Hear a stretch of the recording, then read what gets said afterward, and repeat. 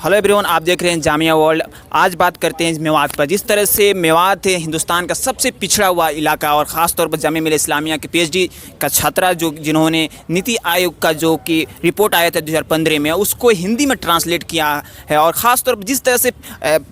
मेवात के पिछड़ापन के क्या वजह है और मैं यहाँ उनसे बात करने की कोशिश करूँगा, क्या वजह था कि आपने नीति आयोग का रिपोर्ट को हिंदी में ट्रांसलेट किया, क्या वजह है इसके पीछे?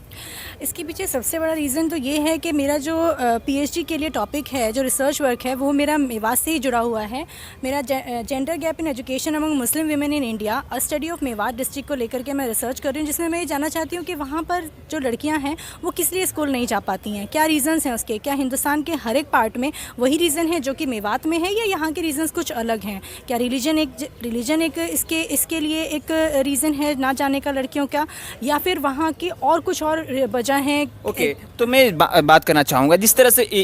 जो इंग्लिश में रिपोर्ट आता है उतना लोगों के पास अवेयरनेस नहीं हो पाता है, खास कर मेवात के स्टूडेंटों को, खास जामिया में पढ़ते हैं। क्या आप इस किताब को और जगह भी दिखाना चाहेंगे, इसको पब्लिश जो आपने करवाया है और जगह में लोगों की अवेयरनेस क्रिएट करने के लिए, खास तौर पर जामिया मिलिया इस्लामिया में स्टूडेंटों के अंदर बीच आप किताब को लेकर जाएंगे? जी बिल्कुल। इस रिपोर्ट को अनुवाद करने का मकसद ही ये था। जो मेरे सुपरवाइज़र हैं, डायरेक्टर हैं, वो social exclusion and inclusive policies हमारा डिपार्टमेंट है, तो उसके डायरेक्टर हमारे सर का यही एक एजेंडा रहा है कि जितनी भी अच्छी बुक्स और रिपोर्ट्स हैं उनको हम रीजनल लैंग्वेजेस में और नेशनल और लैंग्वेजेस में हम उनको अनुवाद करें, ताकि वो लोगों तक पहुंच सके, कम्युनिटी तक ज़्यादा पहुंच सके। क्योंकि बहुत सारी किताबें और रिपोर्ट्स जो हैं वो लोगों के पास में पहुंच नहीं पाती हैं, उनको पता नहीं होता है कि इनमें क्या हकीकत निकल। जब आप इस चीज़ को एज ए आप जो बता रही हैं कि पीएचडी आप छात्रा हैं जामिया मिलिया इस्लामिया का, लेकिन आप जाकर बजाबते मेवात में भी गई, वहाँ पर क्या वजह है कि इतना फेलियर, इतना पिछड़ा होने का वजह क्या है मेवात का? देखिए, दिल्ली के इतना नज़दीक होने के बावजूद भी मेवात के अंदर हम देखें तो किसी भी सेक्टर में वहाँ पर कोई भी ग्रोथ नहीं है। अगर हम पिछले 10 साल 15 साल का उठा करके देखें डाटा, तो मेवात 2005 में मेवात को एक अलग डिस्ट्रिक्ट बनाया गया। तो उसके बावजूद उसके अंदर कोई भी प्रोग्रेस माना ये गया था कि जब इसको अलग डिस्ट्रिक्ट बना दिया जाएगा तो शायद इसके अंदर प्रोग्रेस बढ़ जाएगी, लेकिन उसके बावजूद भी वहाँ पर कोई भी प्रोग्रेस नहीं। ये बताइए, जिस तरह आप प्रोग्रेस की बात करें, क्या आप ड्यूरिंग आप रिसर्च के दौरान आपका जो प्रोजेक्ट भी है, प्लस में आप इस नीति आयोग का रिपोर्ट्स को आपने हिंदी में ट्रांसलेट किया, आसपास का जो ज़िला है वो कितना डिफरेंट है, कितना डेवलपमेंट है बजाबते मेवात डिस्ट्रिक्ट के? जी, मेवात डिस्ट्रिक्ट को अगर हम कंपेयर करें, बीआरजीएफ डिस्ट्रिक्ट्स होते हैं जो कि बैकवर्ड रीजन ग्रांट फंड्स, जो कि जो हमारी गवर्नमेंट की एक स्कीम है, जिसमें पिछड़े हुए इलाकों को सिलेक्ट करके और उनको एक्स्ट्रा कोष यानी धनराशि दी जाती है ताकि वो अपने डेवलपमेंट के लिए काम किया जाए। लेकिन मेवात इतना पिछड़ा हुआ इलाका होने के बावजूद भी उसको हरियाणा के बीआरजीएफ कैटेगरीज में नहीं रखा गया, जबकि महेंद्रगढ़ और सिरसा जो 2 अलग डिस्ट्रिक्ट्स हैं उनको इस कैटेगरी के लिए सिलेक्ट किया गया। लेकिन अगर हम इस रिपोर्ट को पढ़ करके देखेंगे तो पता चलता है कि मेवात को हर एक इंडिकेटर पर, ये जो बीआरजीएफ डिस्ट्रिक्ट्स हैं उनसे हर इंडिकेटर पर ये पिछड़े हुए हैं। चाहे तो हम उसमें रहन सहन का स्तर देख लें, चाहे हम डेमोग्राफिक एस्पेक्ट्स हम देख लें, चाहे हम उनमें सेक्स रेशो के बारे में अगर हम बात करते हैं, या टॉयलेट्स फैसिलिटीज़ के बारे में बात करें, या ईंधन किस तरीके का यूज़ किया जाता है वहाँ पर, उसकी बात करें। हम एजुकेशन के लिए अगर हम देखें, जैसे आप एजुकेशन की बात कर रही हैं, लेकिन जब आप विजिट कर रहे थे मेवात को और ये किताब भी लिख रहे, मतलब कि आपको ट्रांसलेटिंग कर रहे थे, क्या एजुकेशन रेशियो है, स्पेशली जो बहुत पिछड़ा इलाका है ही है, लेकिन स्पेशली महिलाओं के अंदर, छात्राओं के अंदर एजुकेशन के लिए क्या गौर फिक्र है? जी, महिलाओं का अगर हम मेवात का लिटरेसी रेट देखें तो वहाँ पर फीमेल लिटरेसी रेट है 36.7% और मेल लिटरेसी रेट है 37%। तो आप देख सकते हो कि कितना लार्ज जेंडर गैप है। अगर हम ये बात करें कि प्राइमरी स्कूल से लेकर के और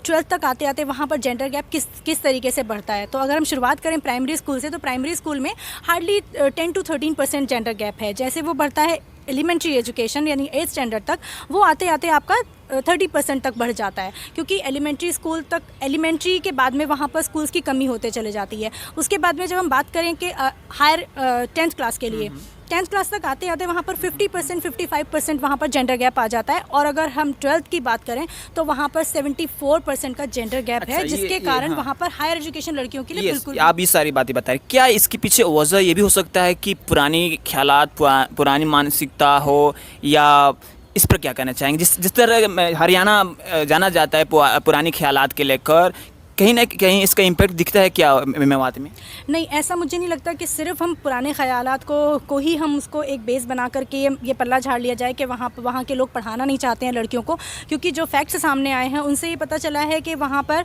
ना तो गवर्नमेंट स्कूल्स का अगर हम रेशियो देखें तो जहाँ और बाकी हरियाणा के और पार्ट्स के अंदर 1 to 2% का रेशियो है, वहीं मेवात में 12th स्टैंडर्ड और 10th स्टैंडर्ड के स्कूल का ज़ीरो रेशो है वहाँ पर। मतलब आपको गांव के अंदर प्राइमरी स्कूल्स तो मिल जाएंगे, लेकिन 10th एंड 12th स्टैंडर्ड के स्कूल नहीं मिलेंगे। सेकेंडली, वहाँ पर फीमेल टीचर्स की बहुत ज़्यादा कमी है, क्योंकि जब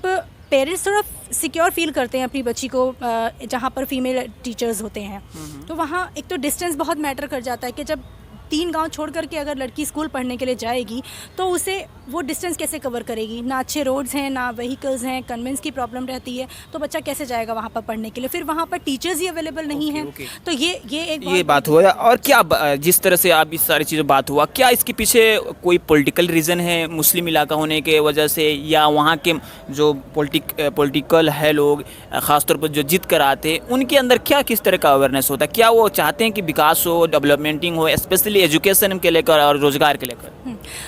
मुझे लगता है ऐसा कि कुछ पॉलिटिकल रीजंस रहे होंगे, तभी मेवात को BRGF डिस्ट्रिक्ट कैटेगरी के अंदर नहीं रखा गया। अगर आप पढ़ कर के देखें इस रिपोर्ट को तो आपको पता चलेगा कि मेवात में कितना ज़्यादा बैकवर्डनेस है हर एक चीज़ को लेकर के, चाहे आप बाज़ारों की, जब वो कृषि, क्योंकि वहाँ पर कृषि एक मेन वहाँ का रोज़गार है। वहाँ कृषि का भी आपसे कोई इतना ज़्यादा आप उसका फ़ायदा नहीं उठा पा रहे हैं, क्योंकि रोड्स नहीं है अच्छे, मार्केट्स अवेलेबल नहीं है ज़्यादा, बैंक फैसिलिटीज़ नहीं है, फिर आपको ऋण नहीं मिल पाता है, आप लोन नहीं ले पा रहे होते हैं। तो ये सारी वजह हैं जिनकी वजह से शायद ये पॉलिटिकल रीजंस भी हैं उनके पीछे के मेवात को जानबूझ करके कुछ अब लोग जैसे कि आप ड्यूरिंग रिसर्च के दौरान क्या देखती हैं कि किस तरह का खास तौर पर नौजवानों को अंदर अवेयरनेस आ रहा है? स्पेशली जामिया मिल्लिया इस्लामिया में बहुत सारे मेवात के स्टूडेंट पढ़ते हैं, और आपसे भी मुलाकात भी इस वक्त कहें, उस पर क्या कहना चाहें? जी, जामिया में बहुत सारे मेवात से स्टूडेंट्स हैं और जिनसे मेरी मुलाकात भी हुई है, बात भी हुई है हमारी। तो अब काफ़ी चेंजेस आ रहे हैं लोगों के अंदर, और लोग वाकई में चाहते हैं कि अपने एरिया को डेवलप करना, अपने एरिया तक अच्छी एजुकेशन पहुँचाना,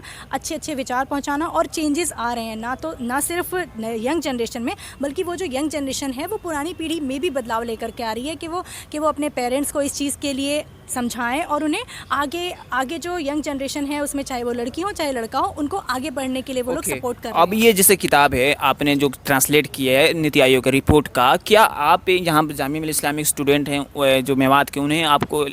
किस तरह से उनको अवेयर करेंगे? जी, इस किताब को अनुवाद करने का एक मुख्य कारण यह भी है कि जो रिपोर्ट नीति आयोग ने इंग्लिश में रखी हुई है वो वहाँ के लोगों तक पहुँची ही नहीं है। उन्हें पता ही नहीं है कि हमारे बारे में क्या कुछ लिखा गया है, क्या नहीं लिखा गया है। तो इसके माध्यम से हम जाकर के पंचायत में या और एजेंसीज़ के थ्रू हम इसको लाइब्रेरी में भी रखेंगे, अलग अलग बुक के ज़रिए हम ये कोशिश करेंगे कि हम वहाँ के लोगों को तक ये बताएं कि वहाँ की बैकवर्डनेस के रीज़न्स क्या क्या रहे हैं, उन रीज़न्स के ऊपर काम करने के लिए, क्योंकि जब तक वहाँ से लोग जागरूक नहीं होंगे, वो डिमांड नहीं करेंगे, ये 2 वे होता है कि जब तक हम डिमांड नहीं करेंगे सप्लाई नहीं आएगा। तो वहाँ के लोगों को ये बताना ज़रूरी है कि हमारा मेवात अगर पिछड़ा हुआ है तो उसके रीज़न्स क्या क्या रहे हैं, और उन रीज़न्स को हमें किस तरीके से हम उनको काउंटर करने की कोशिश करनी चाहिए, तब ताकि गवर्नमेंट को और हर एक लेवल पर, हर एक स्टेक होल्डर को जाकर के जागरूक करने की कोशिश करेंगे कि ताकि हम मेवात के लिए कुछ मेहनत कर सकें और कुछ काम कर सकें, वहाँ पर डेवलपमेंट के लिए हम कुछ काम कर सकें। तो ये थी नरगिस जहाँ, जो जामिया मिल्लिया इस्लामिया के PhD स्कॉलर हैं, और जिस तरह से इन्होंने ये नीति आयोग का जो रिपोर्ट को हिंदी में ट्रांसलेट किया, कहीं ना कहीं ये काबिल तारीफ़ है। और मैं आपको बताना चाहूँगा, जिस तरह से मेवात का पिछड़ापन का जो वजह है वाज़ेह स्पष्ट है इस नीति आयोग की रिपोर्ट में। तो बहरहाल आप देखते रहिए जामिया वर्ल्ड में मोहम्मद तस्लीम।